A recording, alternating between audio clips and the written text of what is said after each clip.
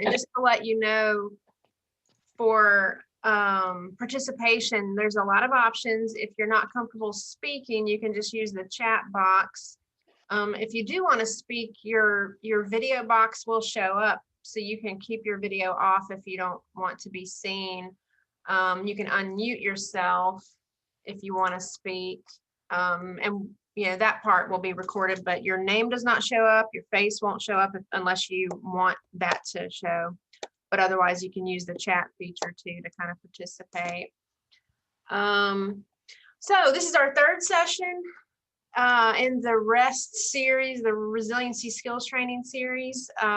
First two, we had one on, I don't even remember, something about creating or finding your purpose, right? I think that was the first one.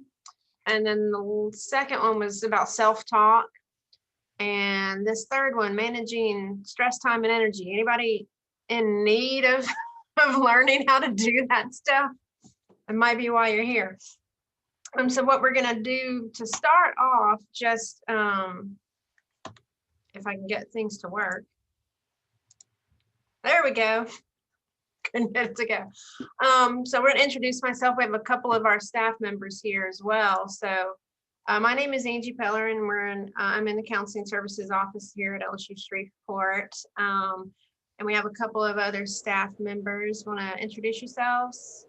Hi, yeah, I will. My name's Piper Todd. I also work in the counseling department as the counseling intern right now. Awesome. And anybody else want to introduce themselves? Feel free to. I don't know if Alyssa has her webcam. Oh, her webcam's not there. Yeah. Well, those of you who joined us, if you want to talk about what brought you here, what you're hoping to get out of the workshop or the series, some of you may have watched the recorded versions of the first two if you didn't get to make it live. Those are on our YouTube channel. Feel free to use the chat or unmute yourself to speak. Just let us know what's appealing to you about this session. Alyssa said, oh yeah, she's the student worker and our peer educator in our counseling office too, and she does not have her mic. Megan is here just trying to get a little bit better in some way each day. That's all of us. That's why we're here too. Even though we're doing this and facilitating this, we get a lot out of it ourselves, sharing these concepts. Well, feel free to, join in at any point during the session. Hey, Yolanda. Hi, I'm here. Hey, we're here. We're showing up. Well, we're going to do a little check-in from the previous sessions. Last time I have this little box up here. These were the strategies we went over last time, and that was about 3 weeks ago, I think, because we had midterms week. We had a break. So these were some of them. If anybody wants to reflect on what they chose to do and work on, and how that went for you. I'm trying to think that I do any of these. I don't know how committed I was this time. Piper, did you pick one of these to work on? I don't know if I picked one of those in particular, but I think I did touch on, I guess maybe social connection. I think I said to myself, I might not said it to you, but just be more present at home. Instead of, I come home from work and I'm not too present with, the people I live with. So I've been trying to find activities. I know I said, I've been trying to make a point to walk, at least 3 times a week, with my significant other or my son, and just spend that quality time that we really don't get to have because everyone's so busy. Yeah. I'll tell you the health one, the exercise one, I was saying earlier, I've been doing a lot of walking, but things have gone on the last few weeks that have kind of hindered that a little bit.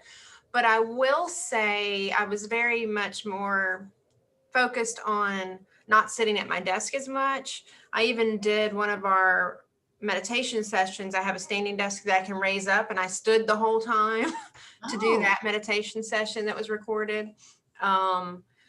Trying to just get up and move more and go across campus more, not sit, because I sit for so long. Although it's been challenging because I teach a class and I had to do a bunch of grading all weekend and just to get midterm grades in. So that was a challenge too.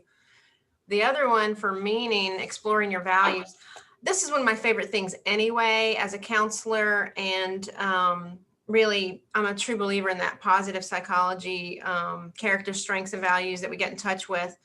And I've really been trying to focus on my top values that have come out of those self-assessments that I've done. And we're talking about prudence and perspective and love of learning and or some of my top ones. But the perspective one is one I've really been trying to harness more, to really see other people's perspectives anytime anything happens or is going on. And this is a challenging year. So I'm wondering always what people are going through and what they're, if people are kind of behaving a little bit out of character as we know them, what's going on for them. I'm trying to really make myself more aware of these alternative perspectives with people. And that's kind of how I've been navigating it a little bit.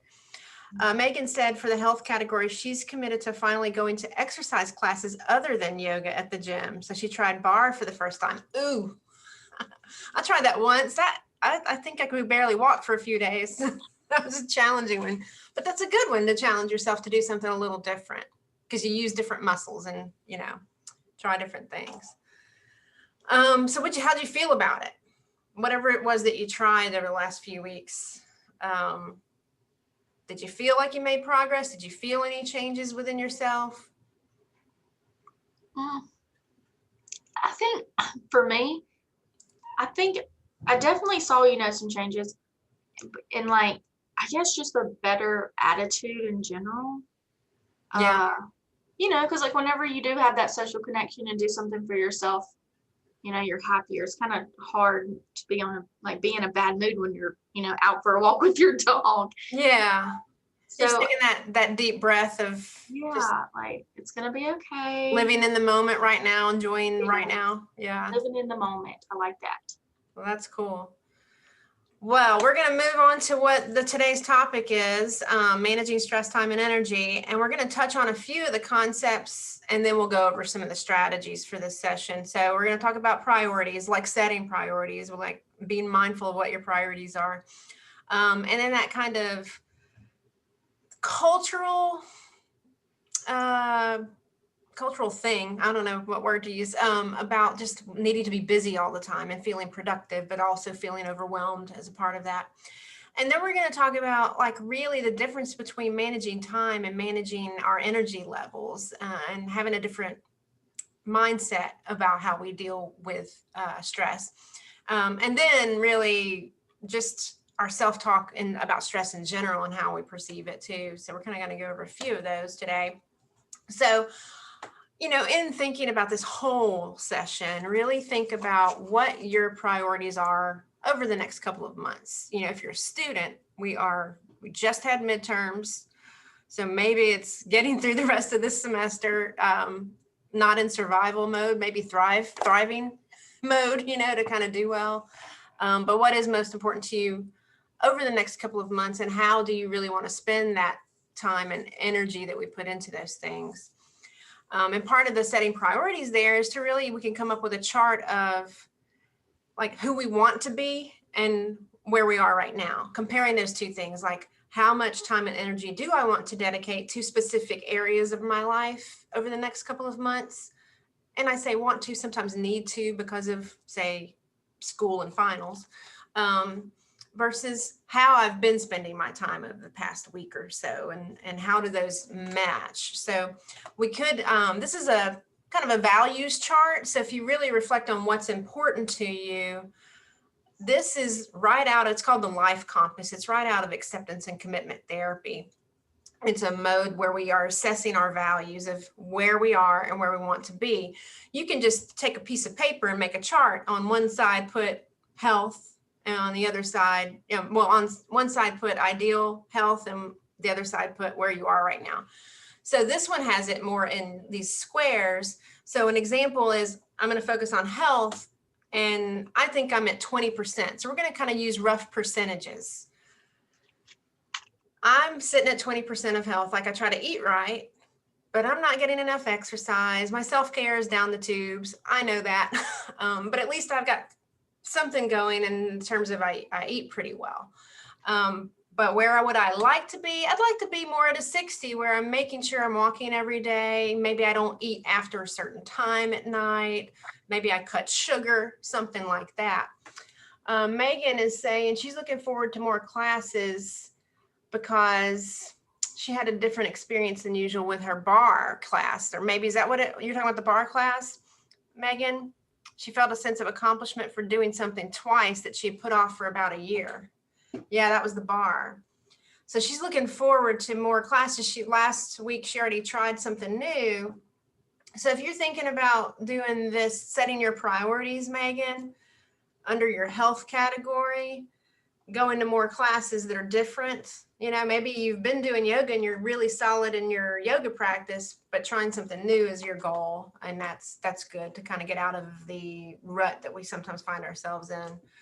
Yeah, so just doing that, like I'm at 20, I want to be 60. So there's something I'm going to change. And you can also use this list that you're making to be like, here's how I'm going to do it. You know, I'm going to take more breaks from work, and I'm maybe going to walk more, something like that, whatever your goal is. So you can break up what is important to you, as we talked about with our values and setting priorities, and where do we want to be? If I'm currently, maybe I'm a parent and yeah, I cook dinner, I pick my kid up, you know, we're at home together, we do stuff, but I'm at a 10 in terms of listening and having deep conversations with my child, you know. So maybe I want to be at least at a 50% in my parenting because I'm in school and I work. I can't devote 100% to being a parent, even though we do in our minds and our hearts, but sometimes our time and our energy is not 100%, right? So we are limited, but maybe we want to be a little bit better in that category. So whatever these categories are for you, and setting your priorities of where I am, where I want to be, and what can I do to make that change, you know, the next couple of months. And sometimes it is cutting out the social relationships because I've got to focus on school. You know, sometimes we have to make those adjustments too, for those priorities. So another thing to think about is that idea of that stress and busyness. It's really keeps us, this can be barriers to focusing on what we care about. So we're really going back to the values and what's important to us. Sometimes just being busy all the time keeps us from focusing on the things we care about. Even though being busy is part of, I've got to go to work, I've got to pay the bills, you know. So you do care about that, but it's not truly in our hearts what we value, you know, so much as the need that's involved. So thinking about asking ourselves, what contributes to the sense of having to always be busy and productive, how that contributes to our stress and feelings of overwhelm. I mean, what do you think? Some of you just ask this question. What contributes to that sense of needing to be busy and feeling stressed and overwhelmed?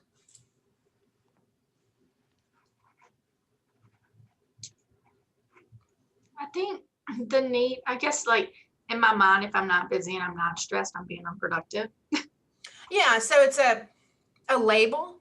Yeah. A word that you apply some meaning to it. Like if I have a day where I am quote unquote lazy, I could also label myself as a loser or unproductive or, you know, worthless. You know, we could put any number attached to that, but we can't, I know I'm busy most of the time. So if I have a day where I step back and do absolutely nothing, does that, you know, mean those things, those negative things about me? I mean, I'm going to identify that way. Tasha is saying, same here, being busy feels productive. So on the counter to that, not being busy feels unproductive. And unproductive is, what is unproductive in our culture? Right. Mm-hmm. Worthless, like you said. I think part of the issue here is being busy is a cultural value, you know, that work ethic that we have. And if you're not moving and shaking, you know, then you are lazy. It's just, there's no in between gray of needing to step back, having that time for self-care. Megan says, unproductive is seen as un-American. You're absolutely right. that Protestant work ethic that the foundation of this country is truly, yeah, if you don't see results and constantly see yourself moving forward and growing and accumulating, sometimes accumulating wealth and material goods is part of that, but accumulating degrees, for example, if we're talking about school, the letters after your name, you know, that's like what we have to strive for to give ourselves value. I mean, a lot of what contributes to the sense of stress and overwhelm is this need to be busy for busyness sake and not really for what's important to us, and what we get meaning and value out of. We get meaning out of trying not to feel worthless. And that's a futile endeavor, you know, when it's tied to accumulation and achievement and, you know, this need to be productive for productivity's sake. So obviously, what impact does that have on us? It causes us to be burned out. Burnout for sure.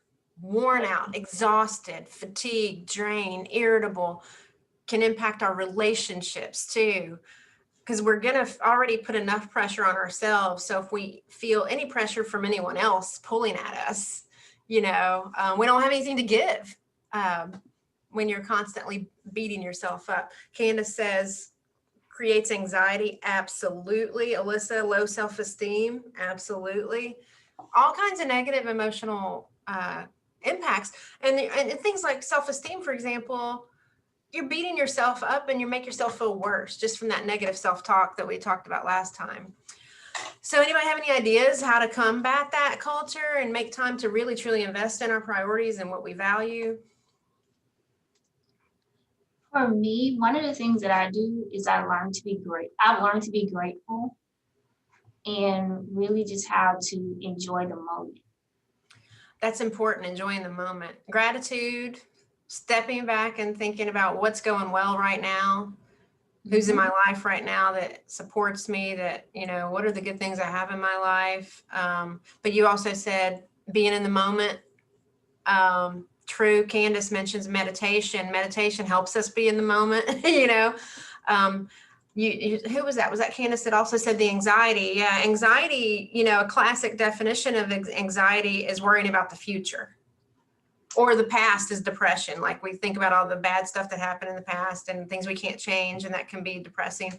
Worrying about potential things in the future, those keep us from being in the present moment, you know, so getting back in touch with who you are in the moment is really important for our well-being. Alyssa says she prioritizes what she thinks would benefit her well-being.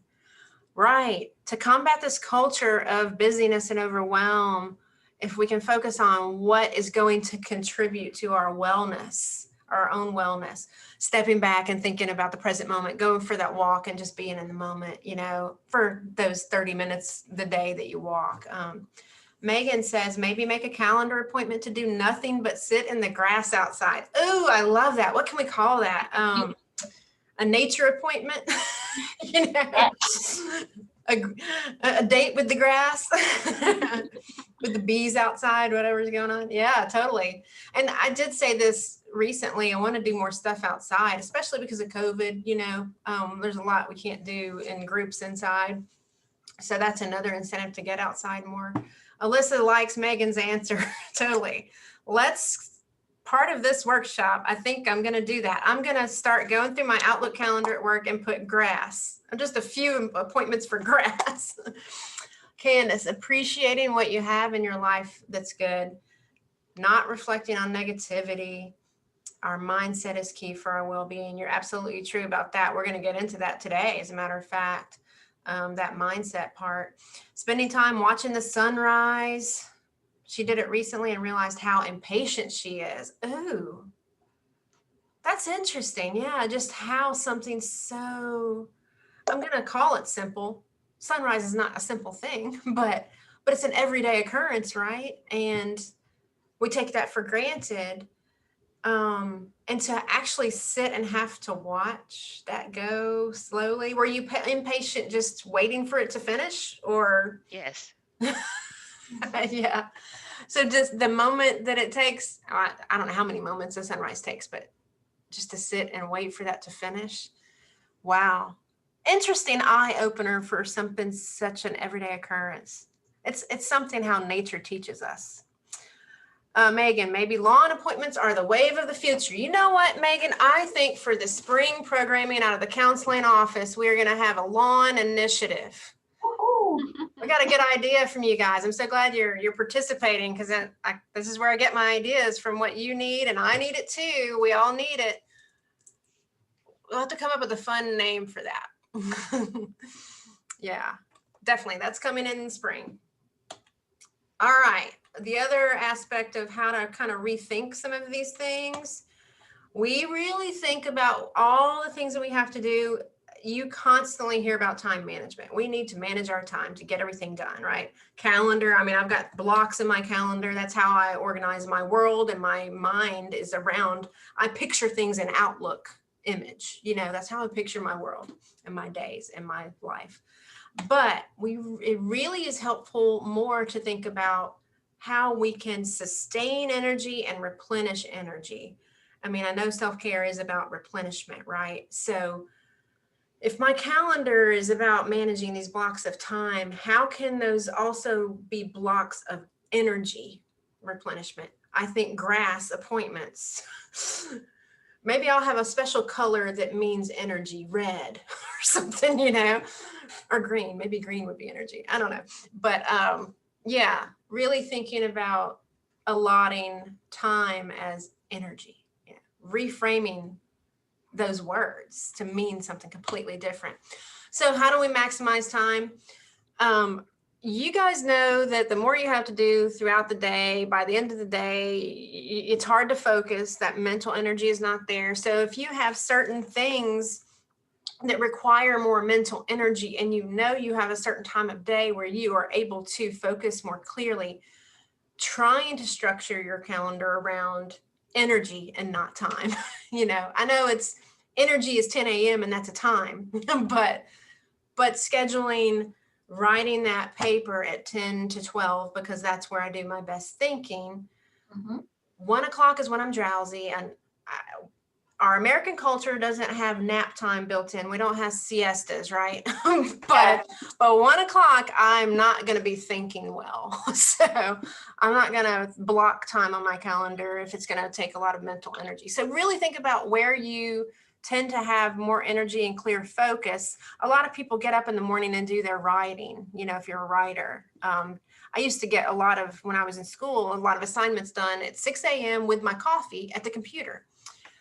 Yolanda, we definitely need to incorporate nap time. Maybe nap/green grass time should be what I put on there. And maybe going out in the sun and laying in the grass if it's a nice day, and just a 10-minute eyes closed breather would be part of that.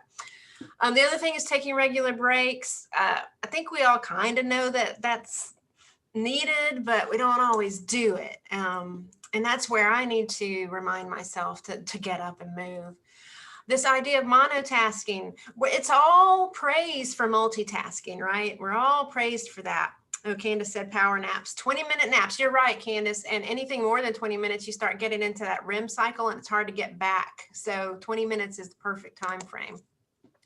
But yeah, monotasking, if you can dedicate this moment in your calendar to just one thing, that would be important. I think I forgot. No, I am recording. Okay, making sure. I thought I forgot. But yeah, the monotasking idea, also we need to eliminate interruptions. I don't know about you guys, but if I'm dedicating an hour to finishing my annual report at work and somebody walks in, could be just a 5-minute conversation, it can take up to 20 minutes to get back into the zone of where I was. And that's nothing against anyone else. It's not anybody else's fault. But if you really, really need to do that monotasking and to eliminate the distractions, whatever your situation is. For me at work, that might be close my door. If I don't want to be interrupted, it's my responsibility to close my door, you know? So thinking about it in terms of that, if you have kids at home and you're trying to finish your papers or something, when can you do that to eliminate those interruptions? I find going to a coffee shop, putting some earbuds in, and getting it done. Because at home, I'm going to have the dog wanting out. I'm going to get hungry and walk to the fridge, whatever, just kind of thing. So monotasking, thinking about that. Of course, that will help you feel more productive, which is, an addictive feeling at times, but still to really get most accomplished in the limited time that we have. So what do you guys, what do you have any ideas on your favorite, instead of time management, we're going to call it energy replenishment activities. Anybody have any go-to favorites?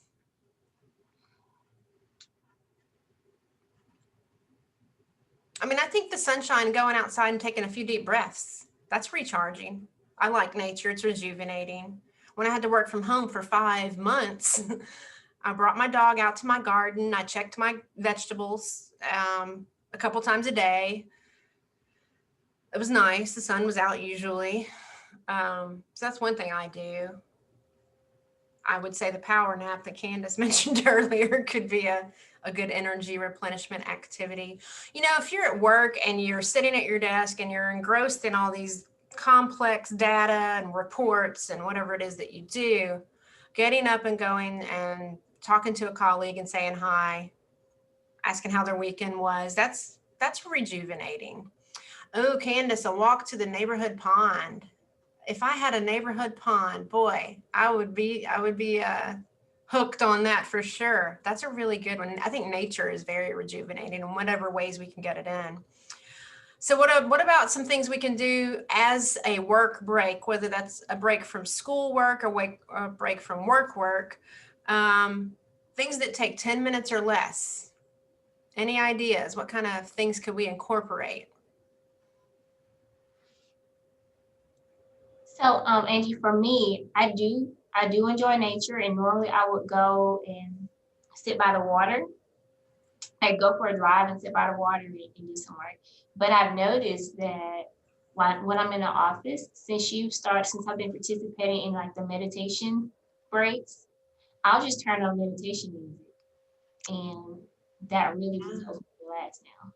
Yeah, even a 10-minute meditation is just closing your eyes, taking a few deep breaths, getting back, reconnecting with yourself, really nice. Yeah, that's awesome. I think those brief ones are more rejuvenating than we give credit for, for sure. Well, what I mentioned earlier too about the going to talk to a colleague for a few minutes, those are good ones.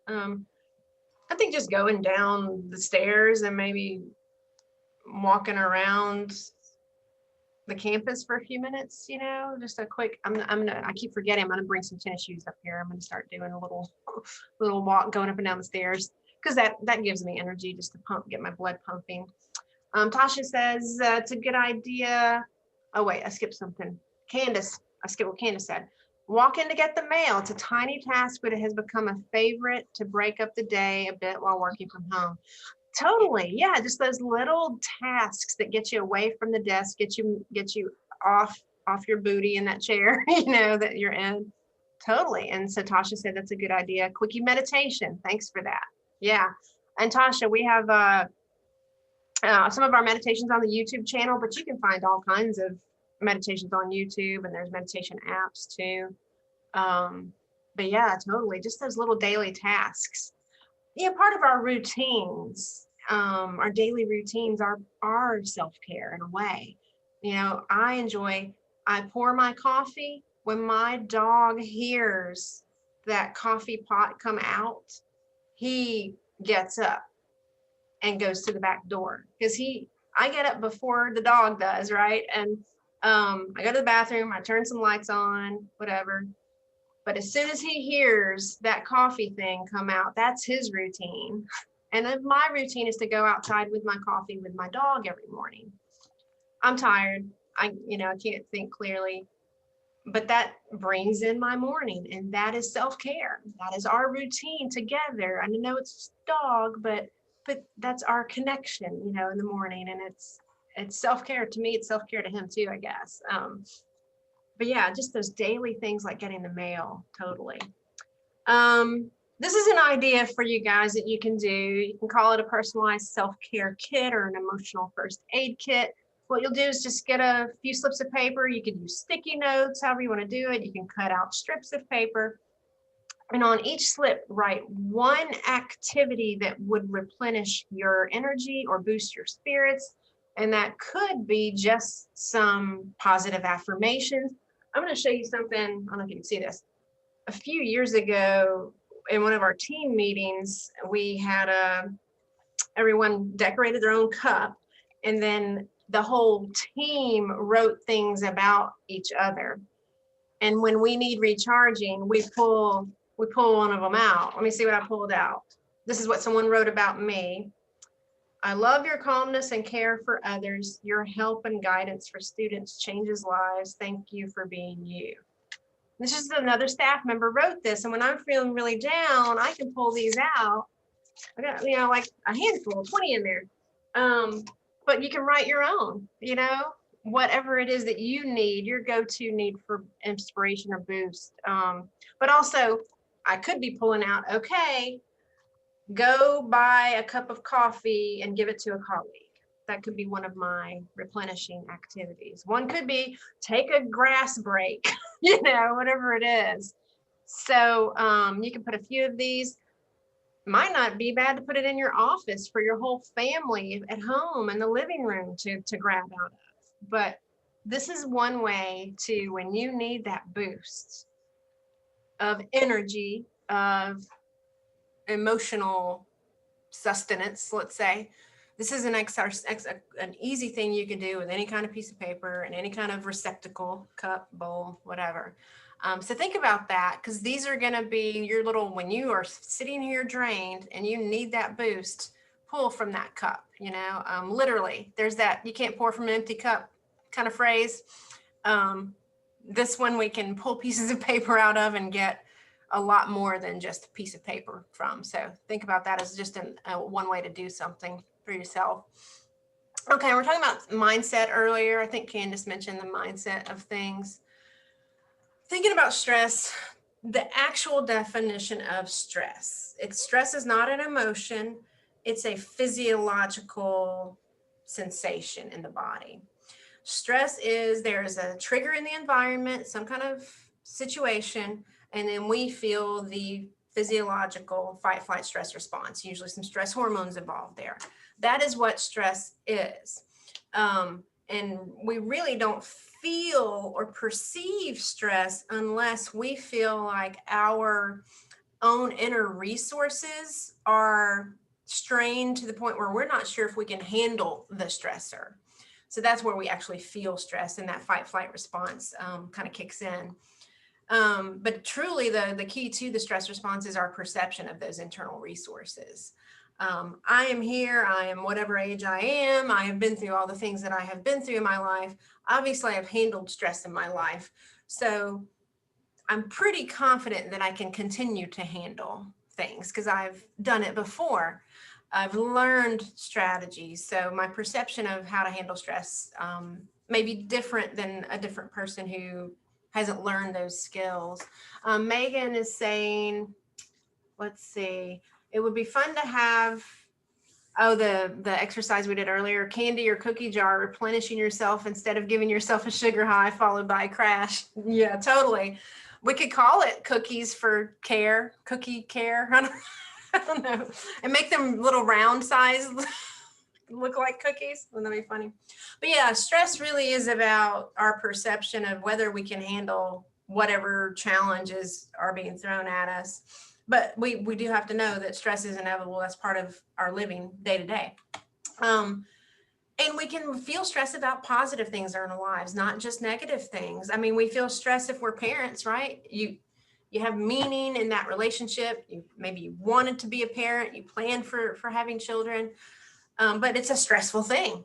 It has value to you. Relationships are stressful sometimes. Work is stressful, but it's also important and valuable to us. So stress is not always a negative thing. And in fact, it often comes from things that we care about. We don't necessarily even feel stress if it's not attached to something that we care about. And we think about it that way.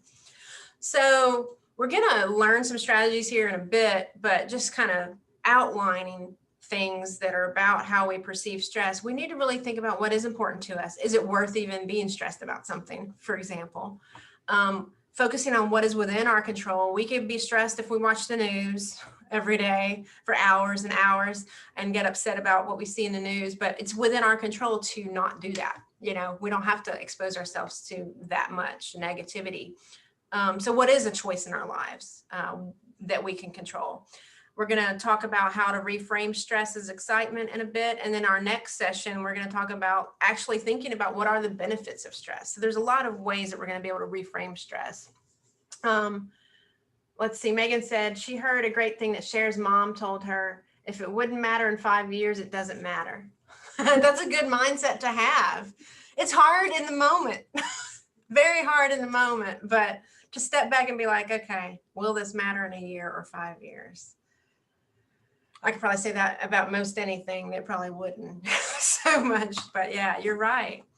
So I'm probably going to skip through this really quickly. This is just a refresher on this whole workshop series. We're going to look at a few strategies, ask you to pick one or two to do at least 3 times between now and next session.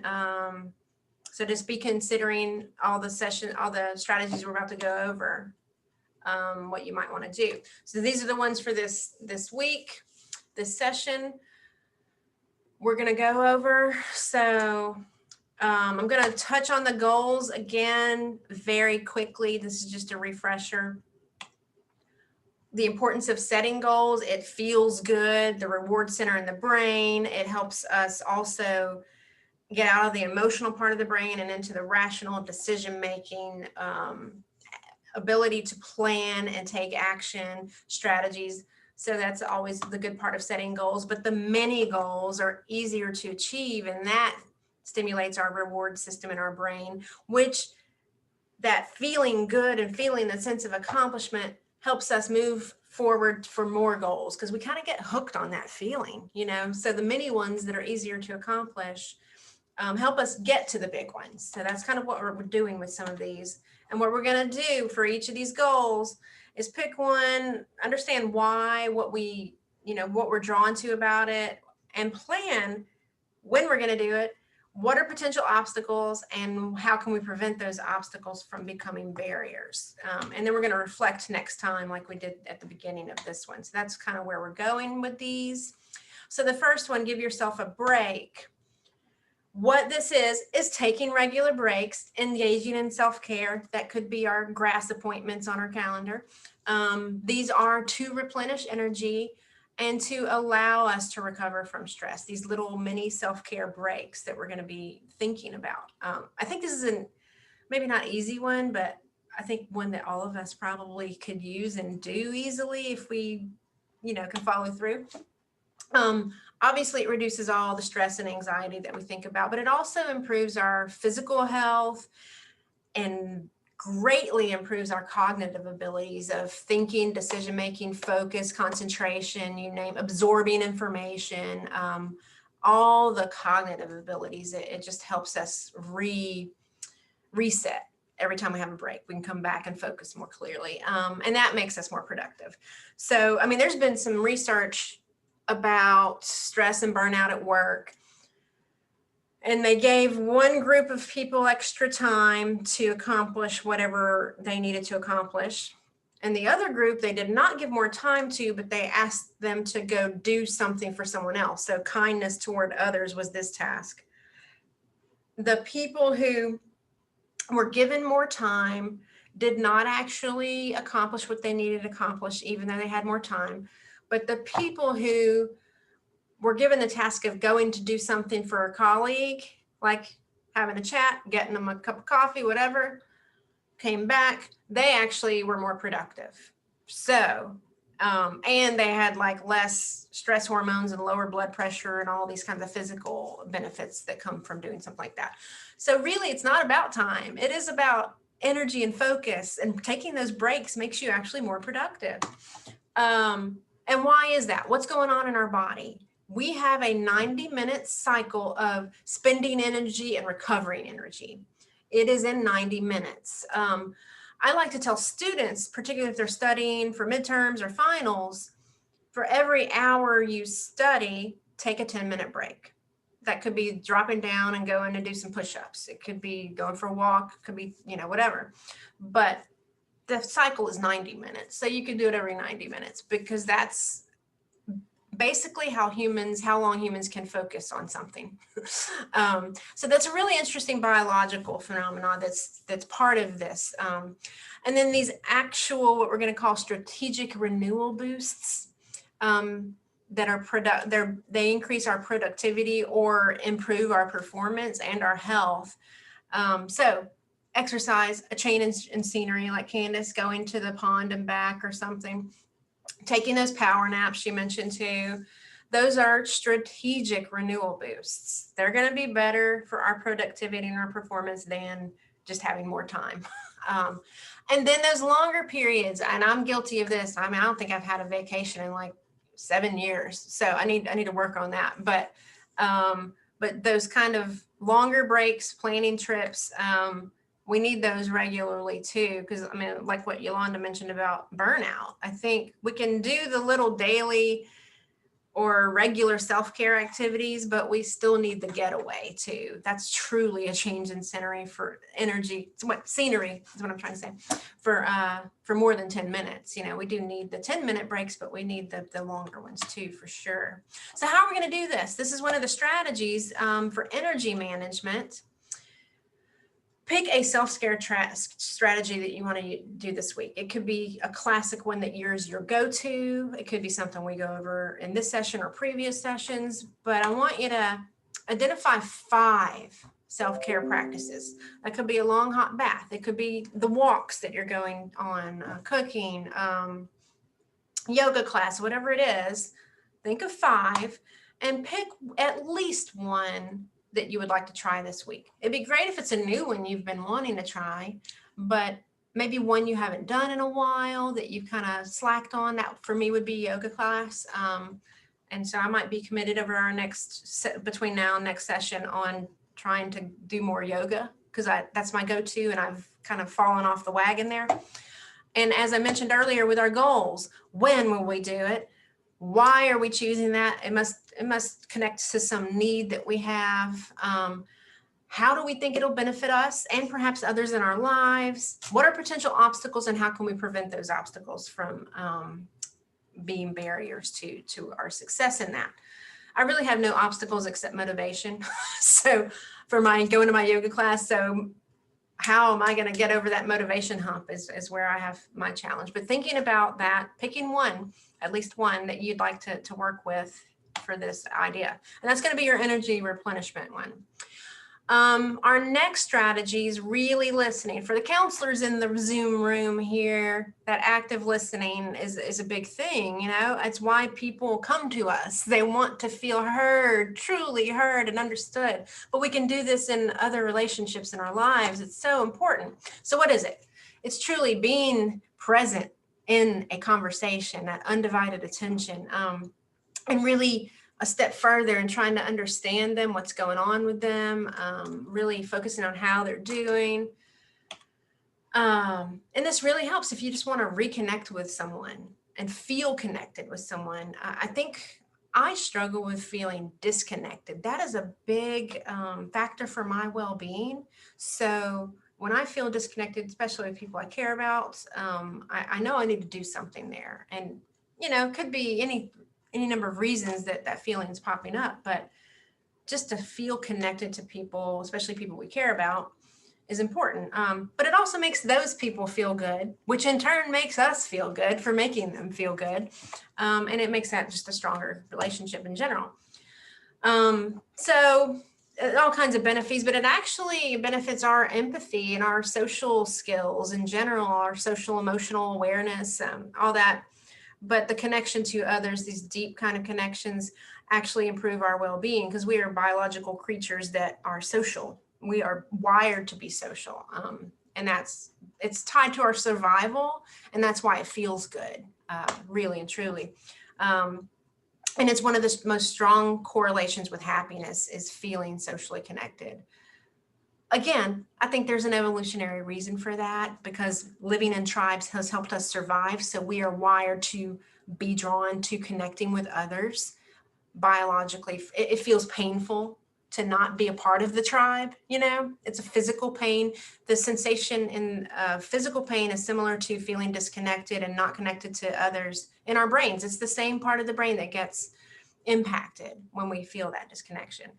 And this says, this is the science of it. It gets the mirror neurons firing. Those mirror neurons are about, if you have an infant and you smile at the infant and it smiles back, we are born with these neurons that want us to connect with each other, and one person's energy impacts the other person's energy. It helps us connect. Oxytocin gets boosted, which is that, love, cuddle, attachment hormone. We have that going on because it helps us survive. And we have these mirror neurons because that's wired in us evolutionarily for our survival.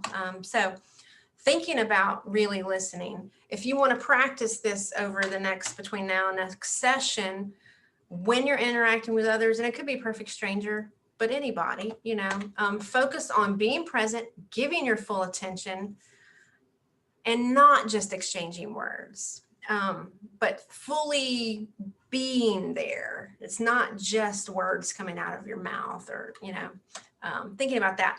Fully trying to understand. So this is where the empathy comes in, understanding what they're experiencing, what they're talking about, what their perspective is, rather than just how you're going to respond to them, really trying to understand them.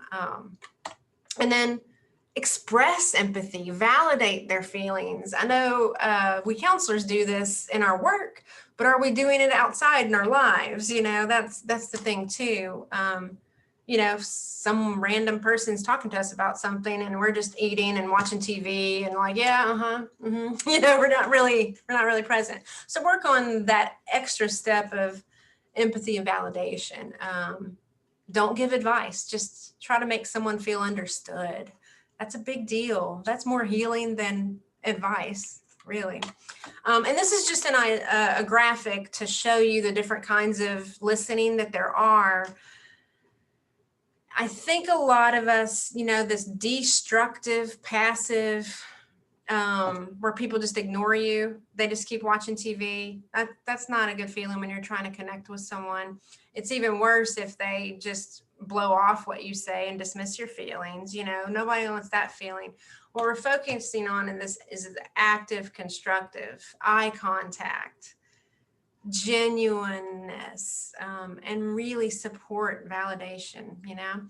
Oh, Tasha's going to meeting, but thank you, Tasha, for being here. It is being recorded, so you can check it out, the rest of it on YouTube. We are running, I talk a lot, so thanks for being here.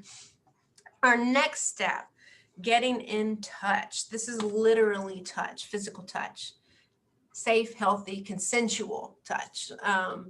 If you really want to think about it in terms of close relationships, but even especially in COVID, for people who live alone, away from family, touch is really a challenge right now.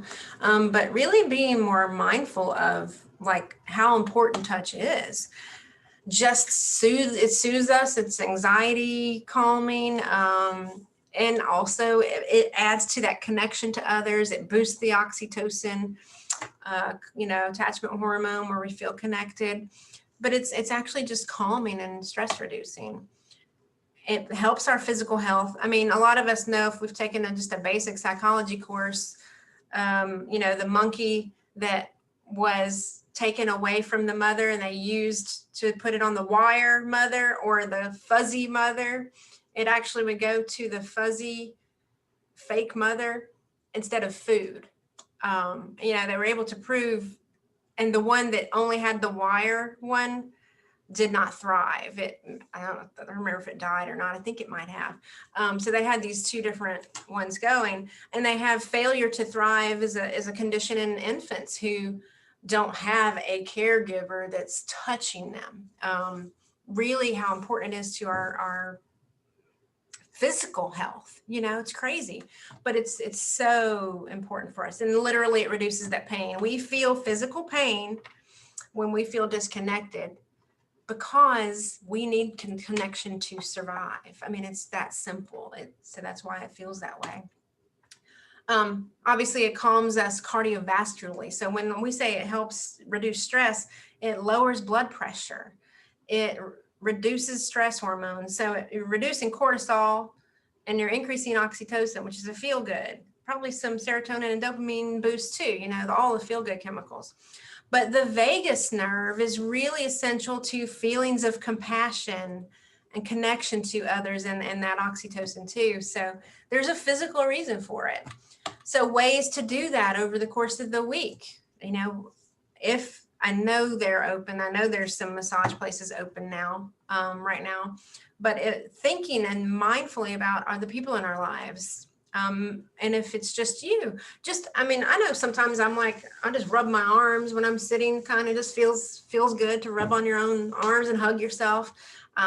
But I'm so grateful to have my dog and 2 cats, because that feels good too. People with pets, less, lower blood pressure, less stress hormones too. So even have pets are good for us. So be mindful of, maybe this is what a strategy, you realize you don't, hug people that you love enough, that kind of thing, thinking about that.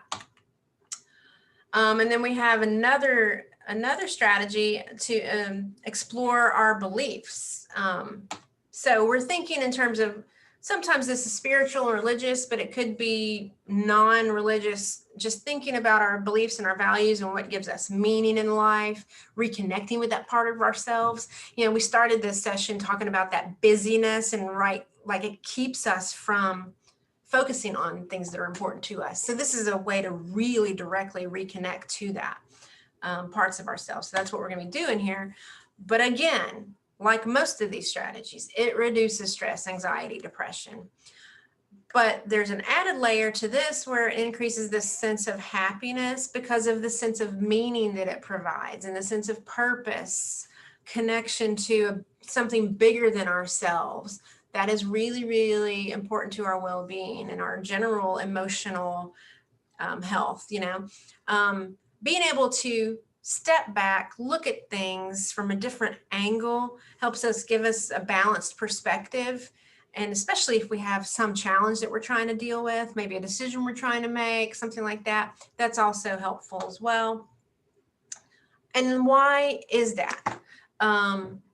These feelings of increased social connection that we were already talking about earlier, and support that are provided by groups that we are part of too. If we're thinking about whether it's a religion or a church, but it could be other groups that we're part of.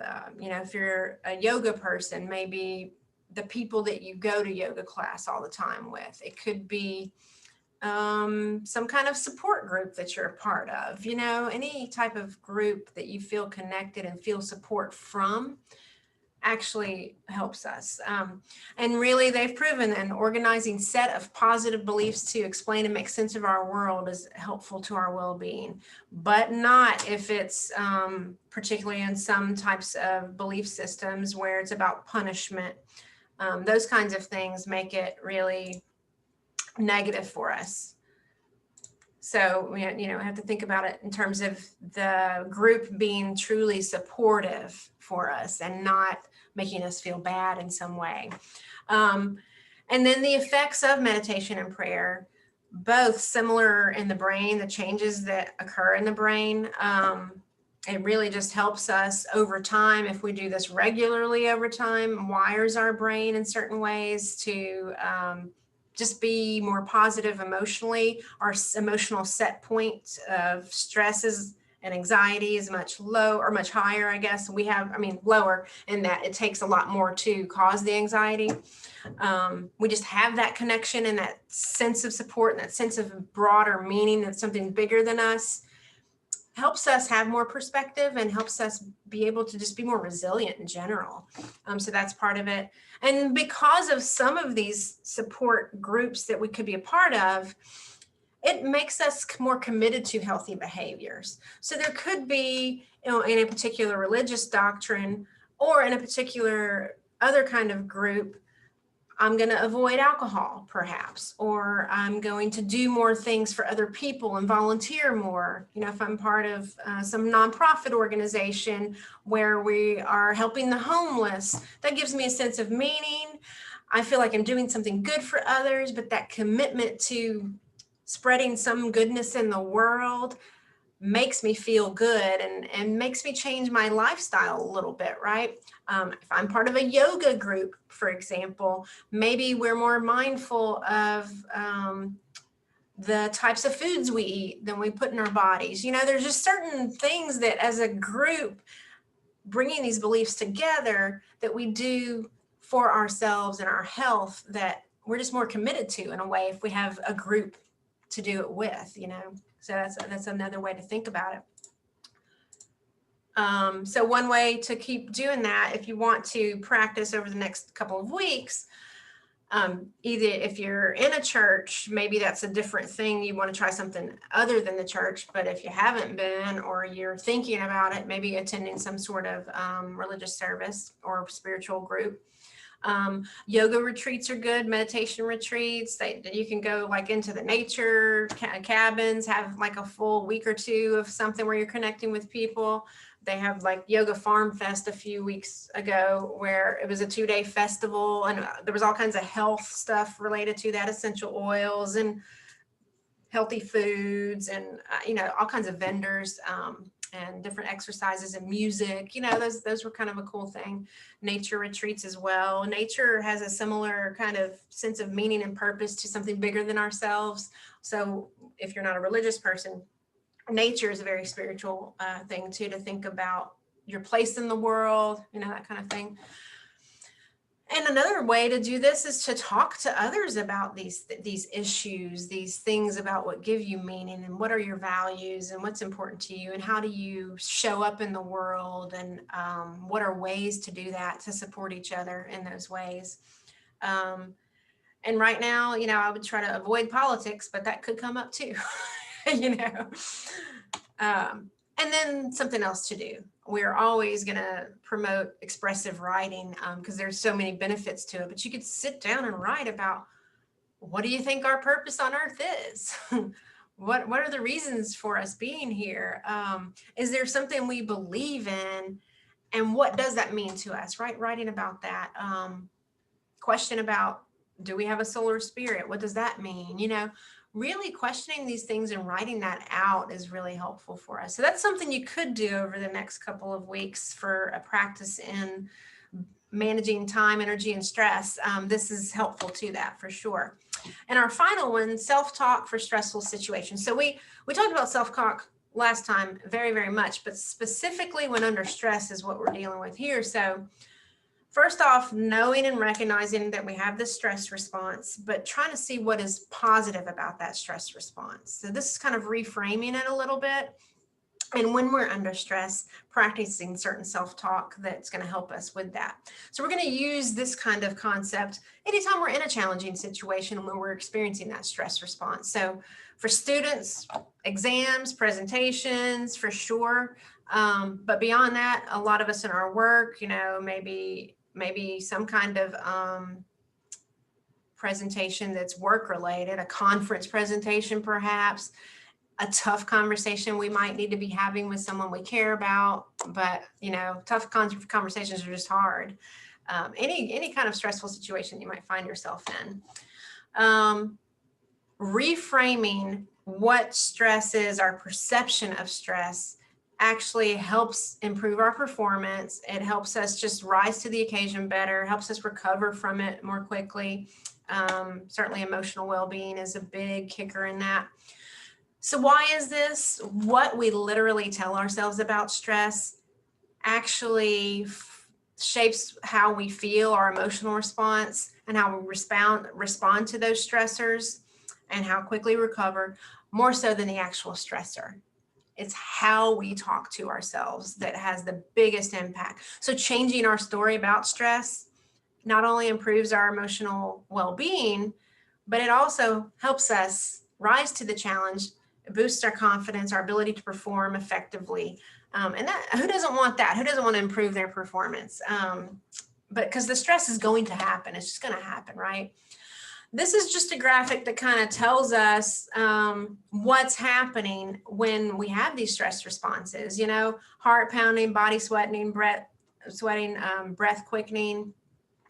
It actually helps us have more mental focus. It helps us feel more energy. Stress and anxiety are energy, and we feel that stress because we need that energy to take some sort of action. That's what stress is. If we think about stress as a bad thing, we can get overwhelmed and let it control us. But if we think about it as it is helping us achieve a goal, it is helping us take some needed action. If we think of it as helpful, then that's going to be the deciding factor on everything. So just think about it in terms of what it gives us, what it does for us. And really, we're not going to feel stress unless it's important. But sometimes important is unhealthy, what's important to us. So let's say we felt someone embarrassed us. They made a comment about us that was embarrassing. We're going to feel anger and frustration. That's probably the stress response. So maybe a wounded ego is happening there. But maybe we can reframe it as not being embarrassing. You know, maybe there's a way for, maybe the person didn't mean anything by it, or maybe they did, but I'm not going to let that impact me. You know, it is a choice on how we respond to these things. Not easy, but so maybe we care about our impression of, that we have made on someone, and that's where the stress is coming from. But it really is trying to reframe our emotional responses to things sometimes too. So there's a lot going on. Mm-hmm. So thinking about our self-talk, when you feel the physical sensations of stress, the pounding chest, the blood flow, the heart, you can get your heart rate going, you start sweating. I feel like weird sensation in my stomach or whatever it is.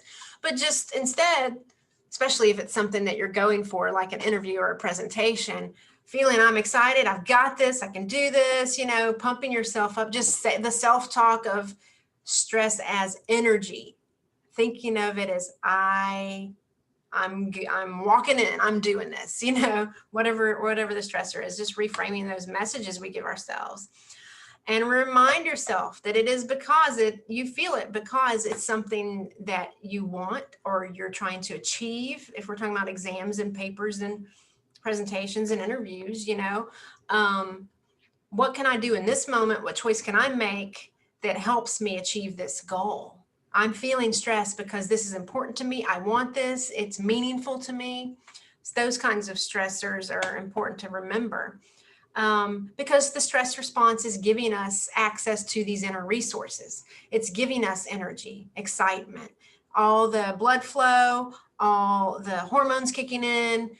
It's because that is helping us rise to whatever challenge we need. So instead of feeling stress and letting stress be this bad thing, really thinking about how can I channel that energy? Because it's energy. We don't need to make the stress try to go away. We need to focus on how we use that to drive us forward in our goals.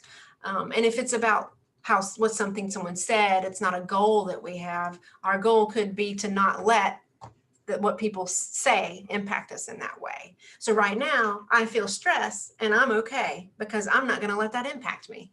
That could be the self-talk that we need in those moments, but it's helping us rise to a challenge. Stress is helping us, but we have to think of it that way. If we think of it as a bad thing, then it's not going to help us at all. So for next week, pick at least one of these. How are we going to do that? I'm going to go put in my Outlook calendar grass breaks. I think that's and it's going to be green. That's going to be my color code for my grass breaks. But in the workbook, if you have it, thinking about that, you can reflect on why you're choosing these, what you hope to get out of them, what potential obstacles, when are you going to do it, what potential obstacles, and how can you prevent those obstacles. So how's everybody feeling right now about these strategies we went over today? I think they're very helpful and easy to implement. I do think this week's exercises seem easy enough to do. We just have to be committed to change and most of us are taking care of everybody else. So my commitment to myself right now is to take care of me. Yeah, I agree. And my grass breaks, that's me time. I'm going to have one every day. Somebody hold me accountable. Look at my calendar. Hold me accountable for these grass breaks. Okay. I don't think it's supposed to rain. So I have no excuses. Yeah. Yeah. So what do you think you're going to do? I'm gonna have lunch with a friend or someone. Yeah, I never leave the office. I sit at my desk with my food. So maybe once a week going to lunch with somebody would be good. Yeah. It's challenging with COVID, but I could bring my lunch outside. They have tables outside now with umbrellas. Yep. That could be part of my grass time. Yeah, well, I appreciate everyone for being here. So we will be back in 2 weeks for our final of the 4-part series. So think about what you're going to do. If you need anything, you can email us at counseling@lsus.edu. We will upload this to our YouTube channel as well. But think about some of these goals that you want to achieve. Our last session is going to be looking forward, how we're going to move forward with all that we've learned to achieve what we need to achieve for ourselves and want to achieve for ourselves. So thank you guys. We will see you in a couple of weeks. I think next week is another in the Actualize series. So if you're interested in that one, again, Wednesday at 11, and we'll be here Monday at 11:15 for our next meditation, Mindful Monday. So we'll see you then. Thanks a lot, everyone. Thank you, Angie.